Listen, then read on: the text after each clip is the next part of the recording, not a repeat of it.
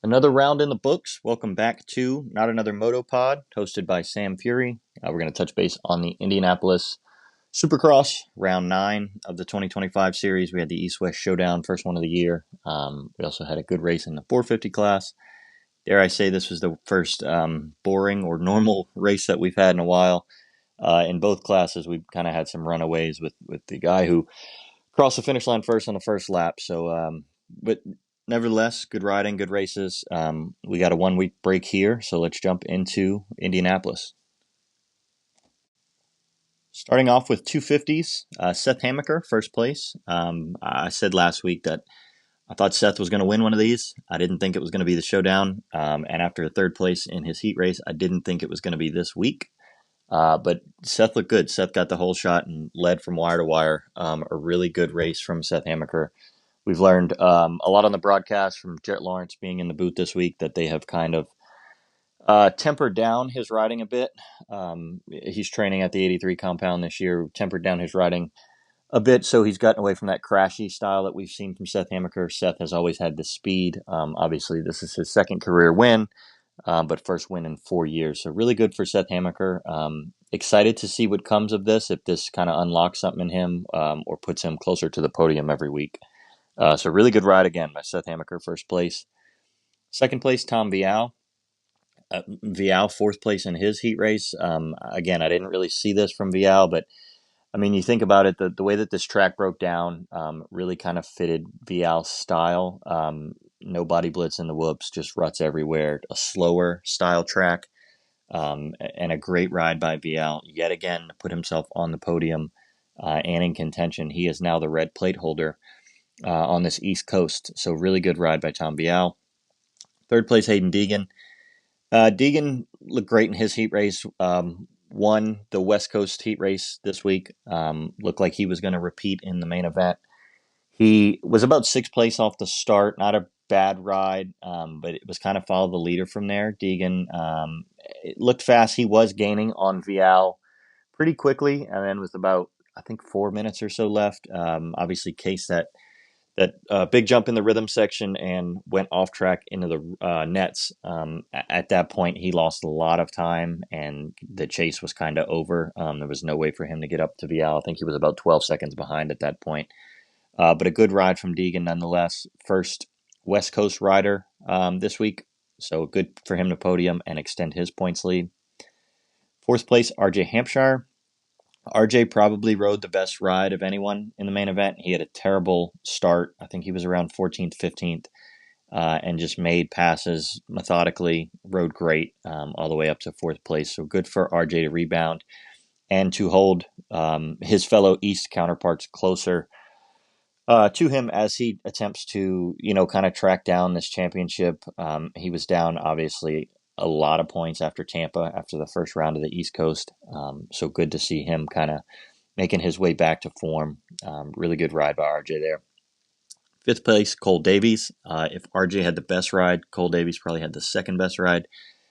Davies was, I think, in fourth early and went down in the sand and went back to about 15th or 16th. Raced his way back up to fifth place. A really good ride by Davies. You hear on all the reviews, everyone's saying how fast Davies looked.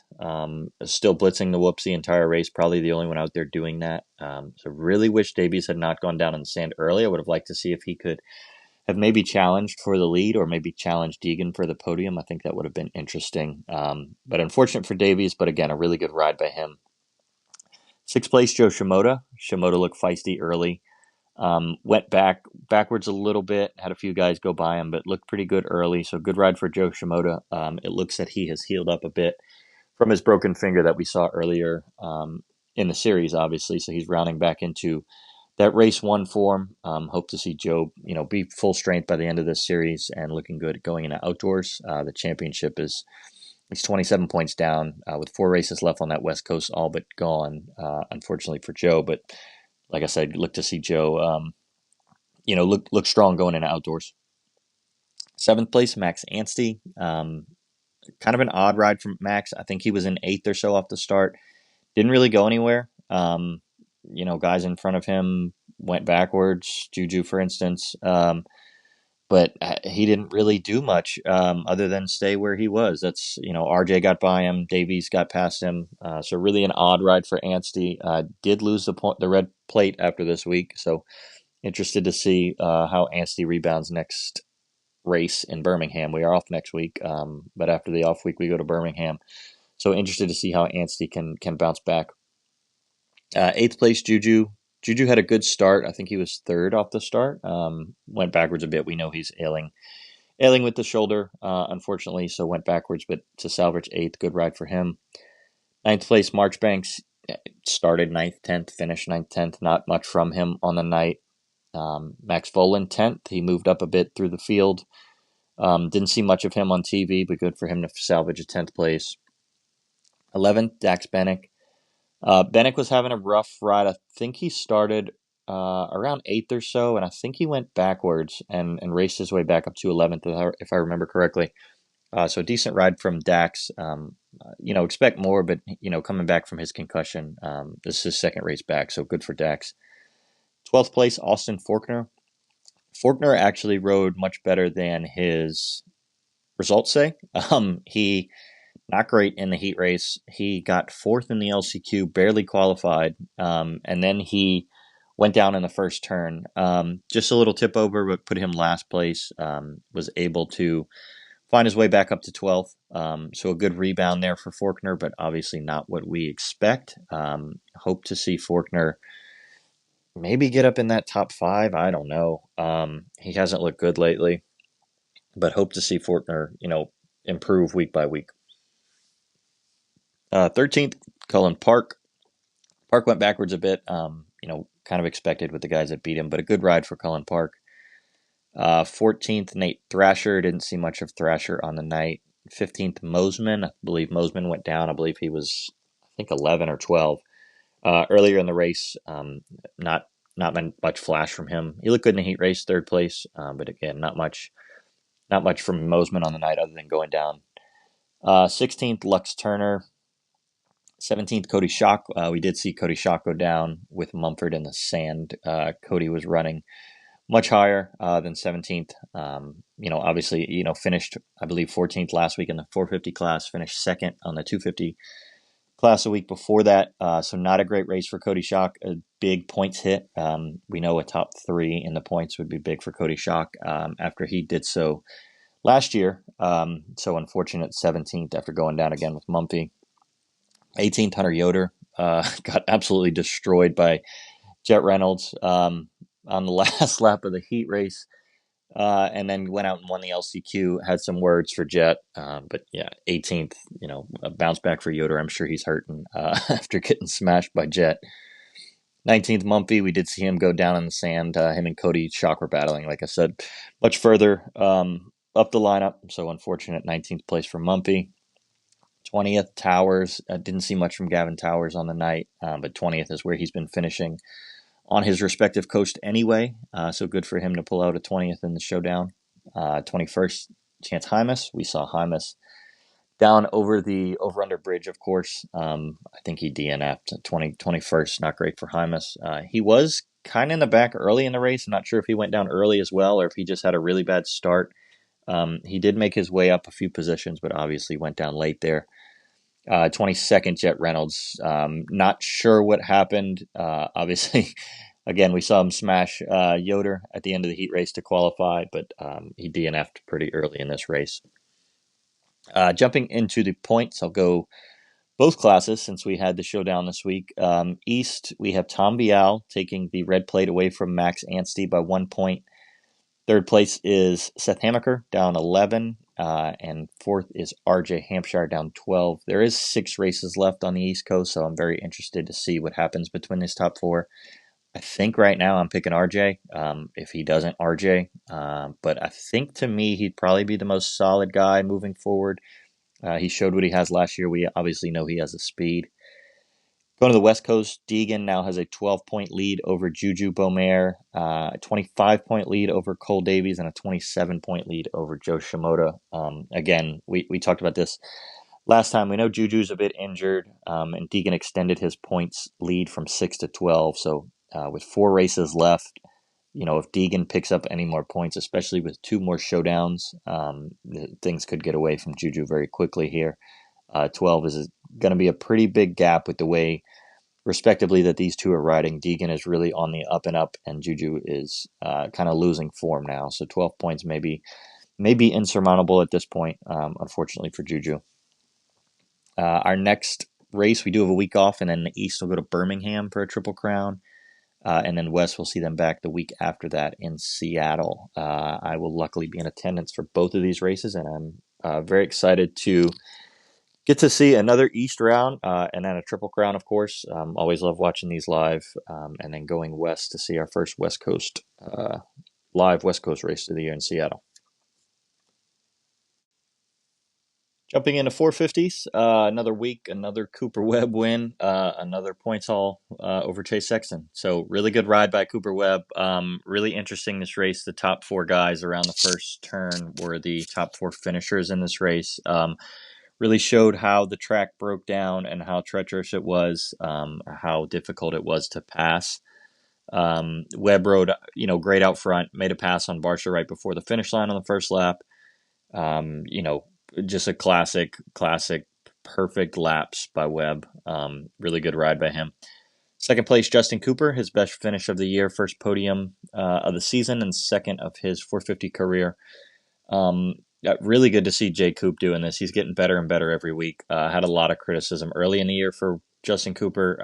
He just didn't look like himself, and he's really rebounded. Looks really good right now. Obviously doesn't have, all-out speed at this point, but he is riding just consistent, really good laps up front, putting himself in good positions and making the passes when they're there. Really good by Jay Coop. He did get, had to make a decently aggressive pass around Justin Barcia, which was really nice to see. Not used to seeing that side of Justin Cooper. He made that pass stick and then was able to take advantage of Chase Sexton going down to take second place there with about, 6 or so minutes left in the race. So again, a good ride from Justin Cooper. Good to see him on the podium and hope to see that more often. Third place, Chase Sexton. Fifth week in a row that he's gone down or made a mistake. Obviously only lost one position, thankfully. Only lost, 5 more points in the championship to Cooper Webb, but would have really like to see Chase just ride that one in for second. He was unable to get to Webb. By the time he got into second place, Webb already had about a 5-second lead, and there was just not that much time to make up on that track. So good for Chase. But again, unfortunately went down in the sand and finished third instead of where he was in second. Fourth place, Justin Barcia, by far his best ride of the year. Got the whole shot. Looked like he was fast on the first lap. Webb made the pass, and then Bam did a really good job of holding off Chase and Jay Coop for a couple laps there. Finished fourth place. AP was closing on him, and then went down with Bam. But, Barcia, good for him to finish fourth place. Hope to see that more often from Justin Barcia. I was really excited this season to see what we would get from Justin Barcia, knowing that he is training with Alden Baker this year. And no glimpses of anything until now. So good to see that and hope to see more going forward again from Justin Barcia. Fifth place, Aaron Plessinger. AP started around 8th, made a lot of passes. He looked really fast. He looked smooth on the night. Looked like he could really battle for fourth place, actually. He did go down, ran into Barcia's tire there in the turn. It was kind of a racing incident. Went down and did get passed by Mookie, and then made the pass back on the last lap, actually. So AP showed a lot of speed and is kind of coming to form now. A bad time, in my opinion, for the break for AP, going into Birmingham after a podium in Daytona and a fifth place here. But, he's got a lot of momentum. I wouldn't love a week off if I was him, but hope to see him keep this up come Birmingham in a few weeks. Sixth place, Malcolm Stewart. Malcolm was around 11th, and same as AP, they were kind of moving up together. This 5, 6, 7. So AP, Mookie, and Ken Roxon here were all kind of moving up, all three together through the pack. They had a few guys ahead of them that they got by. Mookie specifically looked pretty good, was, just hanging around AP. Did get around him in a fifth when AP went down, but of course AP got him on the last lap there. So sixth place, Mookie. He did win his heat race. He looked really good in the heat race. So we're getting flashes here and there of what we saw in Tampa. Obviously, the whoops this week were no advantage to anyone. Maybe the jumpers Webb and Jay Coop out front, but really nothing Mookie could do there. Seventh place, Ken Roxon. God, this sucks. Unfortunately, went down off the start with Jason Anderson. He was down in about 21st, and with 2.5 minutes into the race, like by 17.5 minutes, he was already up to 10th place. He had passed essentially everybody he needed to get by, and then basically was getting held up by Dylan Ferrandis, Joey Savacci, and Shane McElrath. He did eventually get by those guys and got up to the likes of AP and Mookie, but at that point it was well too late in the race. The gaps had been built, and seventh was all he could salvage on the night. Just an unfortunate points night from Kenny, where he got second in his heat race and was fast qualifier on the night. So really unfortunate to see a seventh place there. Eighth place, Dylan Ferrandis.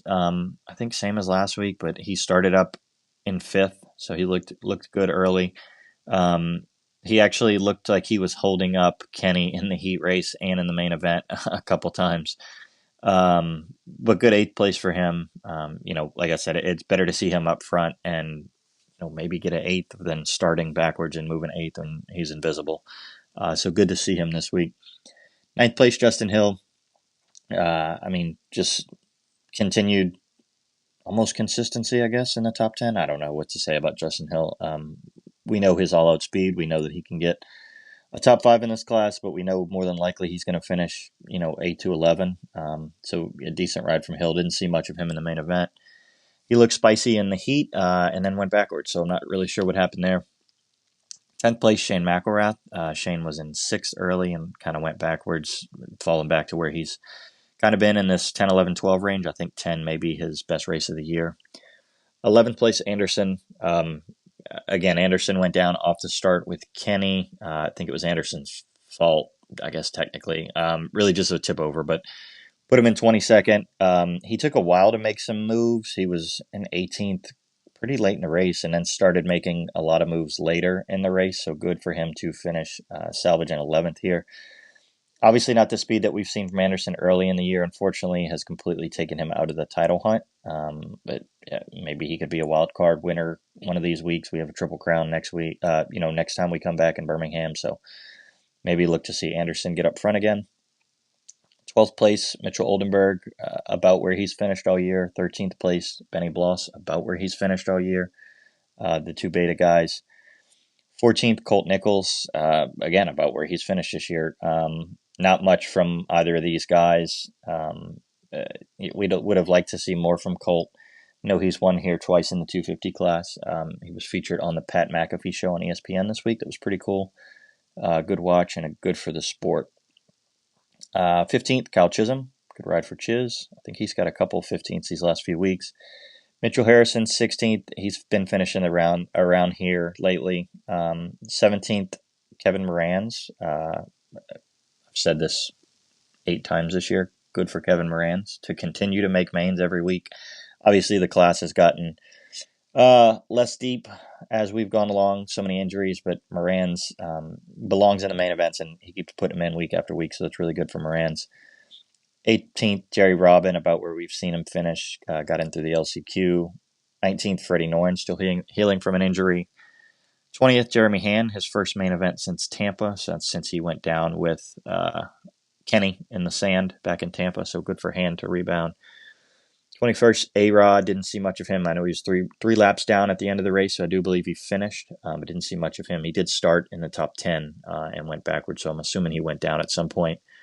And then 22nd, Joey Savacci had an unfortunate crash riding in, I believe, 7th or 8th place. I was scared. There was about 8 minutes left. I was scared we were going to see a red flag.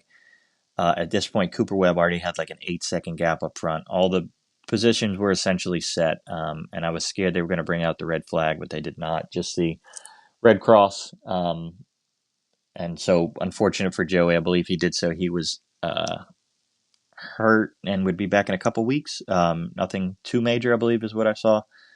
So yeah, unfortunate for Joey. Was well within that top 10 and possibly could have been a 6-7 on the night for Joey, which would have been his best of the year or tied his best for the year.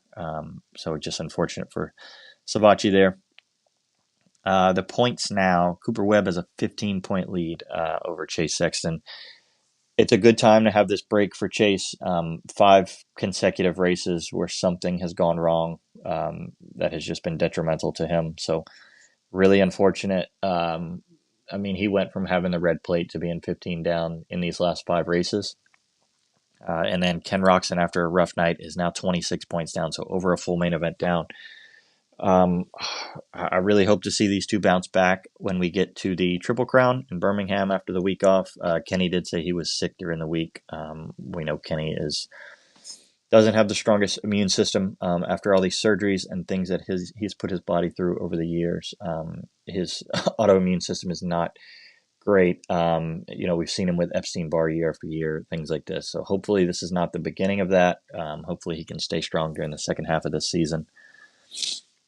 With that, again, we have a week off next week, and then we go to Birmingham for the Triple Crown, and then back west to Seattle the following week. And that's all we've got this week. So if you want to follow us on Twitter, X, Instagram, Spotify, YouTube, Not Another Moto Pod. And thanks for listening.